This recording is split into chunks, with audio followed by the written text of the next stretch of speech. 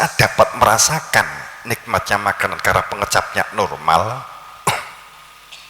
namun pada saat rasa yang bersifat sir, istaudatuhu min ibadi, sir yang sifatnya berada di dalam lubun, di dalam inti manusia, maka rasa nikmat itu akan menjadi tidak lagi hambar, malah akan menyengsarakan.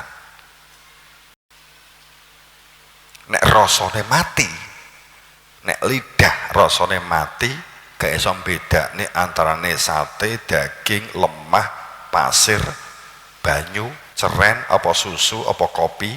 Coba wong ki nek baunya mati, gak iso membau apapun, iki apokat apa sing palsu apa sing asli, kan gitu. Gak iso bedakne, padha kuninge mergo.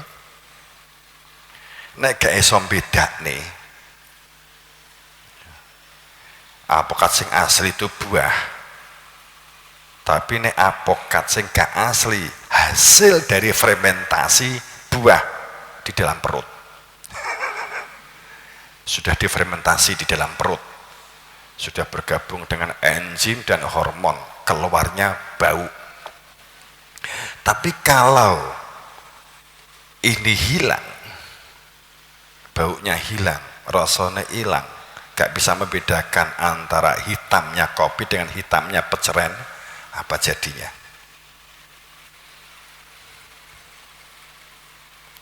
Jika ini dikonversi, kalau rasa itu mati, rasanya mati, gak ada kepedulian, gak ada respon, respect, maka kehidupan sosial akan hancur. Jangan pernah berharap kebahagiaan dan ketentraman dapat dicapai hanya sebuah aturan, walaupun sekalipun omnibus law. Saya ngomong pasal-pasal, jadi masalahnya pasal 35 ayat 2, 39 ayat 7, dan seterusnya kita nggak ngomong.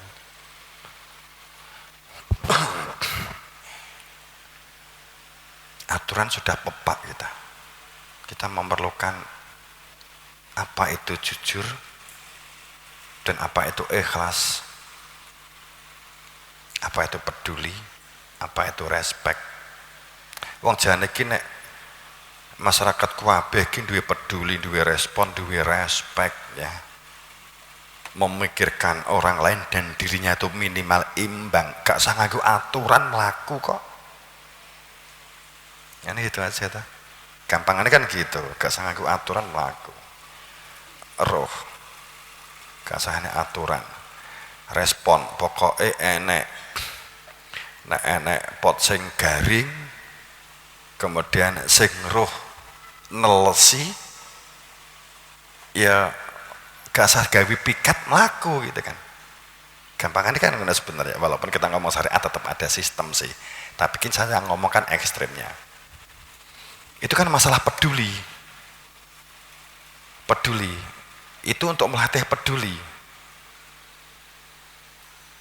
Saat ada tamu ingah-ingih, kalau kamu peduli ya langsung wonten apa Pak, kalau badhe sowan Ustadz ini atau sowan Pak Yai, oh monggo kalau derek nih, itu kalau ada peduli, ada respon, ada respect dengan sendirinya. Tapi juga sebaliknya, pada saat kita punya peduli juga sama.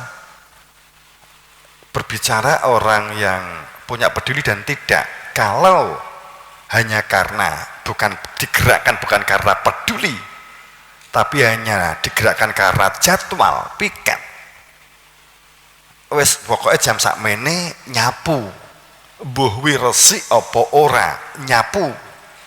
Kok tapi nek gak enek jadwal, mbuh reget apa resik, pemenir reget ya cuek, gak arep nyapu. Sama pemenir pot garing apa teles, gak enek respon ya cuek. Tapi pada saat hanya jadwal, mergo jadwal teles barang yo panggah disiram, sing penting mergo pikete siram. Jadi kalau orang respon, respect dan peduli itu wagi wis bar disiram, wagi akeh banyune. Pot sakmene iki ukurane mestine 2 ciduk wis cukup, nek kakean akare iso bosok. Itu orang peduli itu akan terus sampai kepada saiennya. Tapi kalau orang yang hanya piket, sing penting nyirami, sing mbuh nganggo selang apa nganggo mugoriane nganggo selang, terus kemudian nganggo winih cilike sakmene barang nganggo selang, akhirnya gak peduli mati apa ora, winih loncat kabeh apa ora kan. Sing penting aku piket nyirami. Itu ada orang yang gak punya kepedulian. Jadi namanya respon respect itu merupakan perilaku utuh. Itu tahu, orang mong pokoknya nyekel selang gitu, enggak. Tahu. Itu orang yang respon, respect, peduli.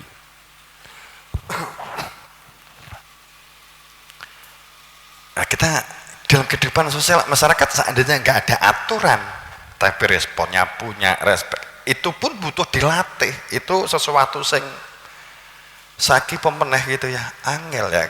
Dari mana lagi kita akan memulai? Dari hal-hal yang kecil.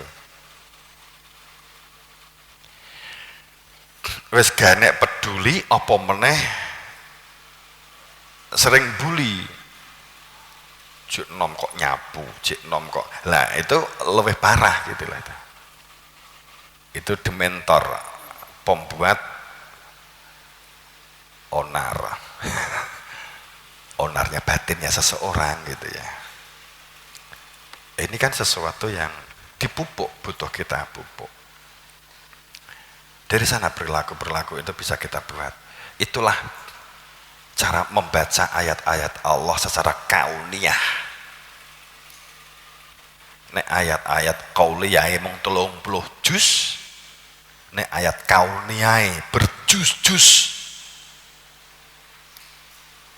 Ora trimo ayat Baqarah, ayat surat Yasin, Al-Baqarah, surat Ali Imran, enggak. Tapi enek surat apel, enek surat jeruk, enek surat Pancasila, enek surat pari, enek surat jagung. Iya, nek mbok waca apal nih. Dan itu dikuasai, dikenali. Hafidun itu maknanya bukan hafalan.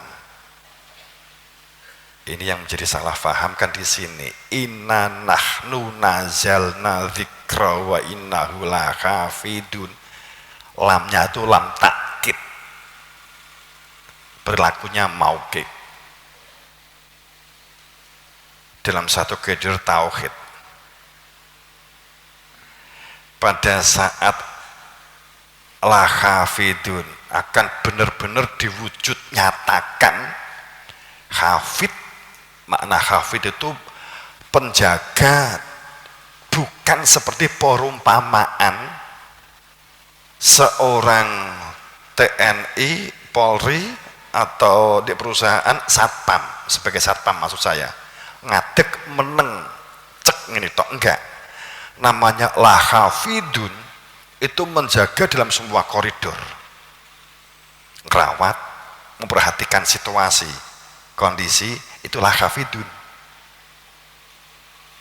Praktek, fakta, aksi, komunikasi, itulah hafidun. Kami yang menurunkan zikir, maka kami yang menjaga.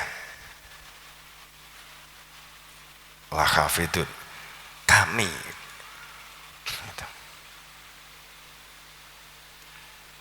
Jadi maka dijaga di semua aktivitasnya untuk selalu adanya kehadiran dia di dalam hati di semua aktivitas. Itu namanya lahafidun. Ojo dadi wong-wong sing kaya wong sing lali.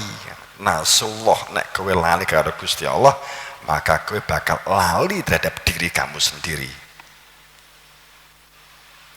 Nasullah fa angfusahum, maka kamu akan lupa, tidak, Allah akan melupakan terhadap diri kamu dengan itu.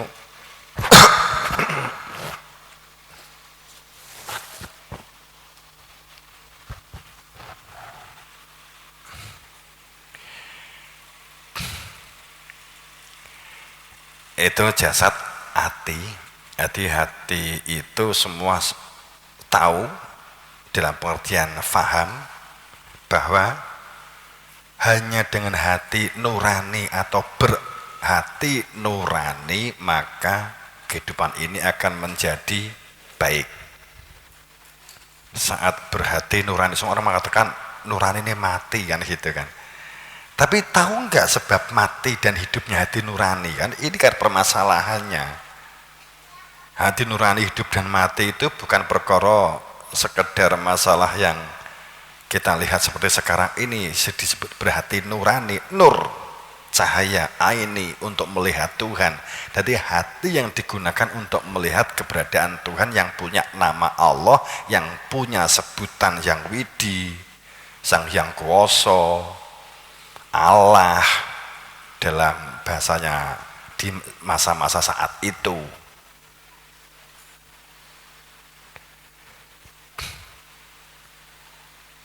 Sang Punjering Jagat dan seterusnya.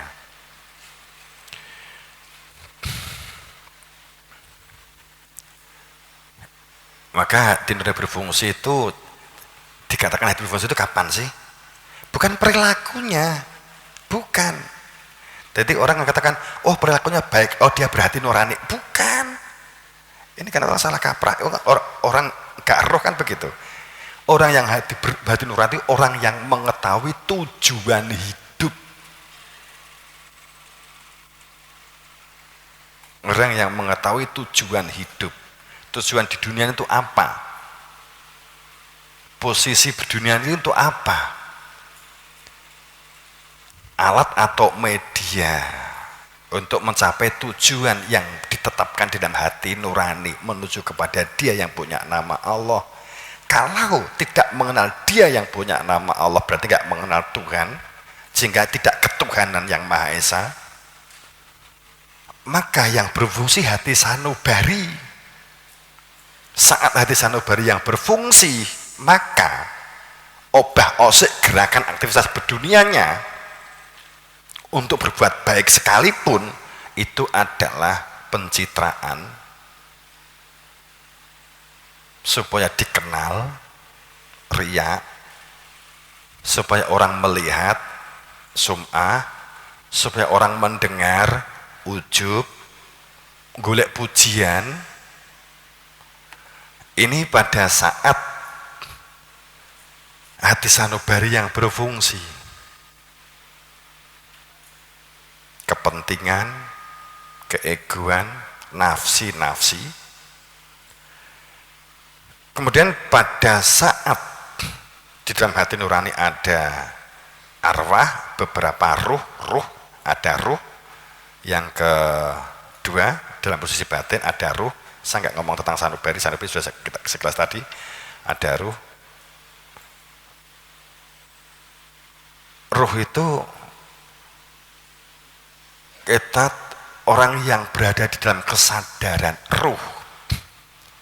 Itu karena mengenal ruhnya. Mengenal ruh bukan berarti melihat ndelok demit, bukan itu ya. Kowe kenal ruh lah po aku ruh medon terus demit, bukan. Orang yang mengenal ruh itu berarti orang yang mengetahui bahwa daya kuat itu milik Allah, kemudian digunakan untuk mengembangkan potensi yang telah Allah anugerahkan yang bersifat lahiriah.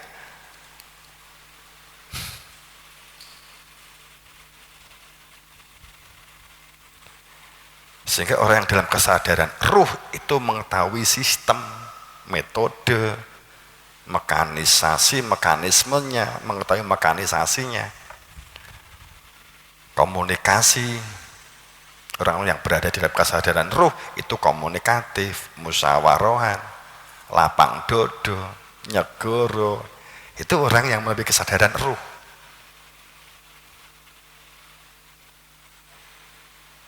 untuk berbuat baik, membantu teman yang kesulitan, mendorong teman untuk maju.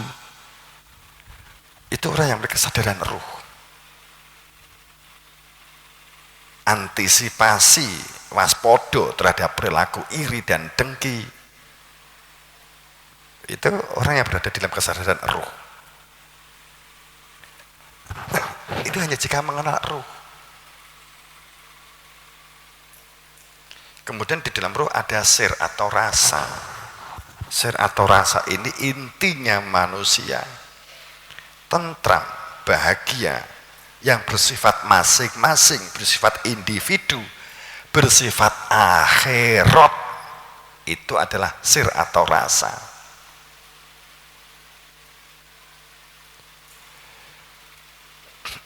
Bahagia atau tentram, piye rasane, rasane menungsane. Kemudian syariatnya itu yang dilatih, butuh sebuah pelatihan dengan dalam sebuah sistem sosial kemasyarakatan, dalam sebuah perilaku-perilaku kehidupan sosial. Sir ini kalau kosong,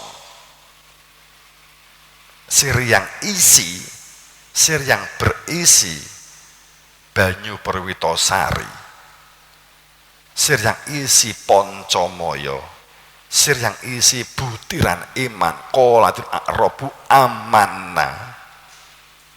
Sik kowe iki urung iman, kowe iki wis Islam, genepi perilaku Islammu, tatanan lahir, syariat yang baik itu yang harus kamu jaga. Itu digenepi dengan iman fi kulubikum yang letaknya berada di dalam dada kamu, yakni mengenali Dia. Bahwa ayat mengenali Dia yang punya nama Allah. Saat sir atau rasa ini mati, maka ruh gerakan sistemnya adalah dileboni setan. Setan itu duduk makhluk. Setan itu yang melekat dalam makhluk. Bingung toh? Setan itu duduk makhluk. Allah itu tidak mengatakan aku nyiptakan setan kira enek. Tapi setan enek-enek. Setan itu pengaruh. Orang yang kehilangan rasional, nalar akalnya, itu akan cenderung dikendalikan oleh setan. Perilaku kita sudah di dalam lingkaran setan. Saat kita terbiasa badi niki 1.000 per barang per kilo, 1.000 per kilo.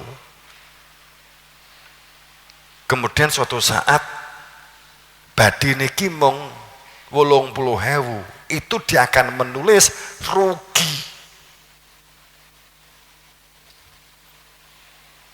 Itu karena sudah terkontaminasi oleh perilaku setan. Tapi saya nggak ngomong setannya, enggak. Tapi kita sudah terbiasa seperti ini. Kita sulit bersaing dalam hal apapun. Semua produksi komoditi, ini contoh pertanian, industri, UKM. Kenapa kita kalah dalam bersaing dengan negara Cina, India, dan negara-negara lain, Thailand, Kamboja yang baru kemarin dia merdeka, Vietnam yang baru merdeka. Kenapa kita kalah? Karena mereka sejak awal sedikit banyak sudah terbentuk dalam perilaku, regulasinya adalah regulasi nalar, bukan regulasi intuisi. Perilaku kita ini sudah dibentuk adalah perilaku intuisi. Rasanya rugi deh, kan gitu tuh. Intuisi.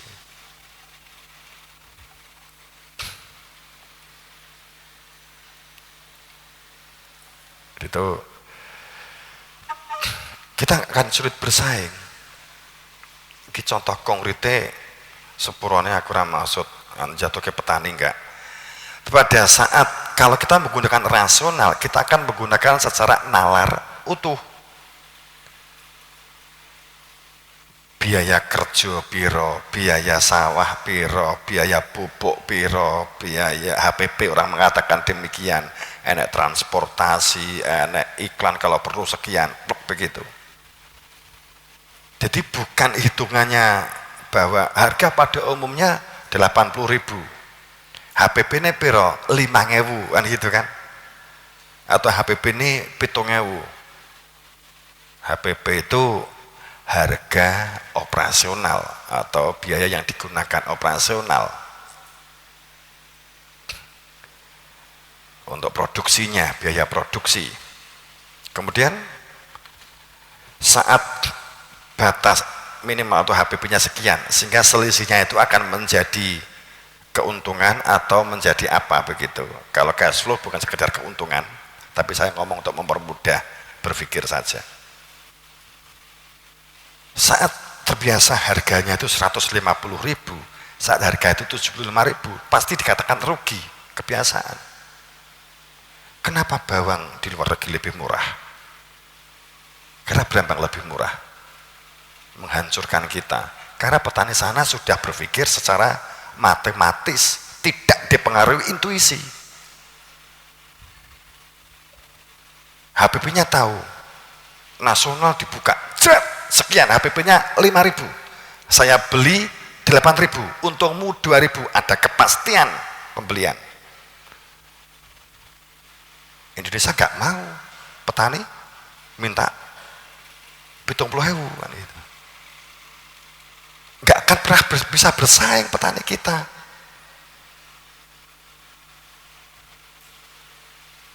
Apalagi buru-buru ekspor. Masyarakat milih yang impor karena lebih murah. Kemudian kita berpikir, apa kira-kira konoki berarti enak subsidi pemerintah? Kita salah sangka. Mereka HPP-nya dihitung rinci, jret kan gitu. Sebenarnya sudah sangat beruntung, tapi tetap kita mengatakan rugi. Karena kita nggak bisa memanage. Kita tidak ada sistem pelatihan cara memanage, mengelola keuangan, mengelola kehidupan, kita nggak ada. Pemerintah kita aja nggak bisa memanage keuangan kok. Gitu. Nah, itu kan ini menjadi kita bersaing akan sangat sulit. Mindsetnya membutuhkan suatu mindset yang membongkar luar biasa.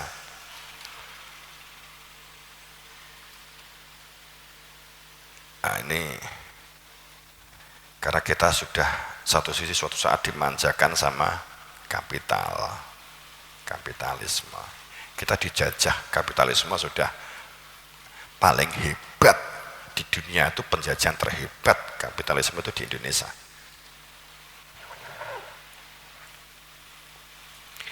Jadi ciri orang yang digerakkan oleh setan itu enggak menggunakan rasional atau nalar, tapi digerakkan oleh kesenangan. Nek panen langsung tuku mobil omah, nek regane ceblok didoli kabeh, petani tembakau kan begitu. Itu digerakkan oleh perilaku-perilaku pengaruh. Kita akan pengaruhkan seperti ini. Walaupun faktor-faktor yang lain juga ada gitu loh. Tapi yang saya maksud intinya adalah kita memerlukan satu perilaku nalar, rasional dan masuk akal, itu aja yang penting. Kalau kita ingin bersaing dengan, kalau ngomong bersaing negara-negara lain, teman-teman pondok, bagaimana kita dapat bersaing kalau ada ini. Mindset ini kalau nggak dibangun, kelabaan nggak mungkin gitu. Karena kita selalu berpikir untungku oke, tidak berpikir maslahah sebanyak-banyaknya kan gitu. Berbuat maslahah sebanyak-banyaknya itu nggak ada rumus itu enak emang di buku pelajaran. Sehingga pelajaran agama itu sebatas mata pelajaran. What's the meaning agama Islam? Mata pelajaran jawabannya. Gitu kan?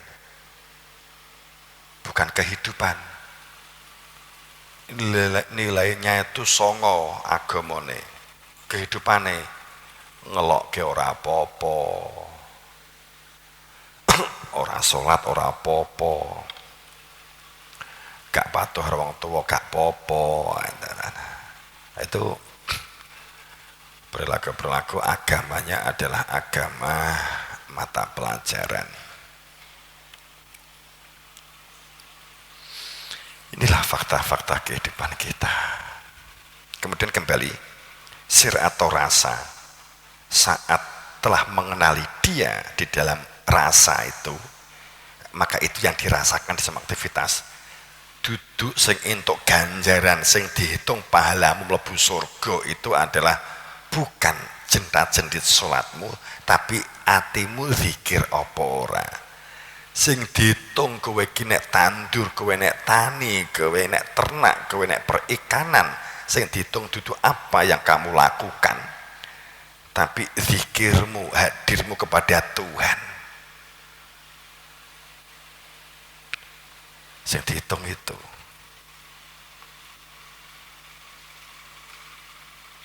Tapi zikir ora berbuat, jenenge munafik. Berbuat tanpa zikir jenenge fasik. Kan gitu. Permasalahannya kan ini. Itu ya dilatih sih.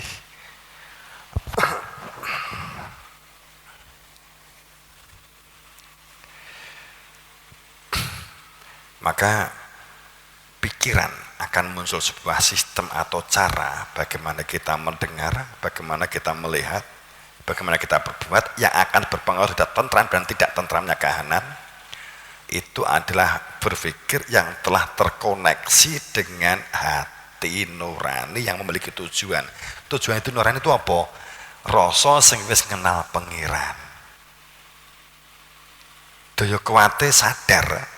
Mereka metode dalam daya kuatnya itu ada kesadaran daya kuatnya Tuhan karena mengenal Tuhan.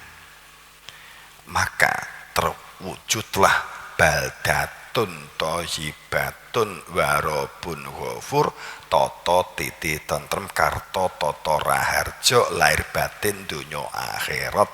Nek dibalikne neh secara fisik lahiriah wujud baldatun thayyibatun warabun ghafur itu karakter secara, bukan karakternya ya, secara fisikale itu tandurane subur yang akan memakmurkan kehidupan, sehingga awalnya perilaku tentrem adil makmur itu adalah perilaku kemandirian pangan keluarga. Walaupun banyak sebenarnya, tapi saya ambil ini poin. Ketahanan pangan dengan perilaku kemandirian pangan keluarga itu adalah dasar awal untuk memiliki derivasi program lanjutan. Kemandirian pangan itu bukan berarti kita harus mandiri, nggak bersinggungan, enggak, bukan itu namanya. Komunikasi, biaya dan seterusnya, itu namanya perilaku ketahanan pangan dalam kemandirian pangan keluarga. Oke. Tuh.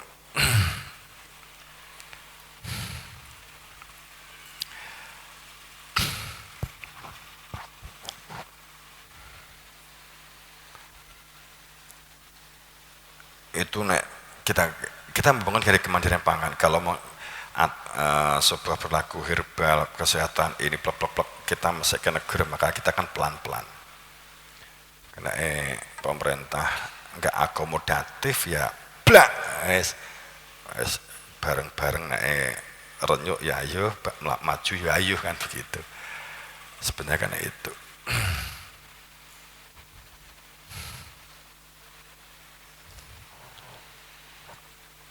Yang ditakuti itu kalau orang kapitalis Yang ditakuti orang kapitalis itu bukan kebersamaan dan keluargaan semata. Yang ditakuti kalau orang sudah mau menggunakan rasional dan nalar. Kalau ada yang menggunakan nalar dan rasional itu ditakuti, makanya direkrut, digaji, kan begitu kan. Jadi kalau ada orang menggunakan nalar dan rasional itu ketakutan. Karena yang tidak bisa dipengaruhi orang yang punya rasional, orang yang punya nalar, yang mau berbuat, punya nalar yang mau berbuat, sehingga tidak dipengaruhi. Jadi kalau orang punya rasional, orang yang masalahkah, ini panenanmu tak tuku 300.000, berpikir 300.000, lah HPP ku ki mong 10.000, gak masuk akal iki nek sesuatu ini, malah berpikirnya begitu. Tapi kalau orang yang berpikir syaitoni, mumpung, itu bedanya. Tapi kalau orang yang berpikir nurani, karena punya tujuan kehidupan, akan nalar. Kalaupun besar pun juga nalar. Setelah ditelisih, kemudian digeser niatannya. Kena tinggi pitukon, kena tinggi, kan begitu. Berjuang dan seterusnya. Untuk berjuang. Tapi juga Mbak, oke, 300 saya siap barangku mbak tuku. Neng, saya tidak berpikir ini karena ketergantungan karena awakmu lo ya, supaya terikat lo ya, enggak lo ya, enggak, iki mergo tak nggih berjuang, aneh gitu. Wes niatmu ya nggih amal, mergo iki gak rasional. Biasa niki regane mung 70 kok mbok tuku 300. Ada sesuatu. Saat saya ditawani 4 triliun, saya enggak nalar. Masuk sih? Aneh gitu. Apa kuwi nek kejetake kok dewa ya. Segera begitu. Jadi kita menguatkan perilaku nalar. Orang kalau sudah gak punya nalar, kamu akan sangat mudah dipengaruhi kehidupan kamu, lingkungan kamu, keadaan politik, keadaan sosial. Nggak bisa istiqomah, nggak bisa tumakninah, loncat-loncat mikirnya, loncat-loncat tindakannya. Dek kene jenuh pindah neh, dikira luwih apik tiba yo jenuh. Jadi nggak bisa istiqomah. Itu butuh dilatih. Segera begitu, dan semoga dalam ridho maghfirah ampunan Allah Subhanahu wa taala kita bangun kebersamaan keluargaan, negara kita membutuhkan prototip, bangsa kita membutuhkan model dalam satu sistem komunitas yang beriman, bertakwa, yang menghidupkan bumi, memakmurkan bumi, yang komunikatif masyarakatnya, yang tidak membedakan perbedaan warna kulit, suku, bangsa, dan agama, yang menghormati keyakinannya masing-masing, tapi dalam sebuah tatanan kehidupan yang konkret, kehidupan yang maslahah, kehidupan yang memakmurkan, bahkan kehidupan yang menyelamatkan bagi pelaku-pelaku penyelamatan. Keselamatan masing-masing, tapi kesenangan setiap orang berhak memiliki kesenangan. Tapi hati-hati dengan sebuah kesenangan yang kebablasan, kan itu. Orientasikan kepada kebahagiaan. Yang tidak punya ilmu, biar orientasi kepada kesenangan. Orang lain senang, kamu yang berpahala. Kan itu. Setelah begitu, sekali lagi semoga dalam ridha Allah maghfirahnya, dan saya mohon maaf kepada jamaah jika ini saya agak off, nanti saya langsung ada kegiatan dulu. Ihdinas siratal mustaqim bil haq. Assalamualaikum warahmatullahi wabarakatuh.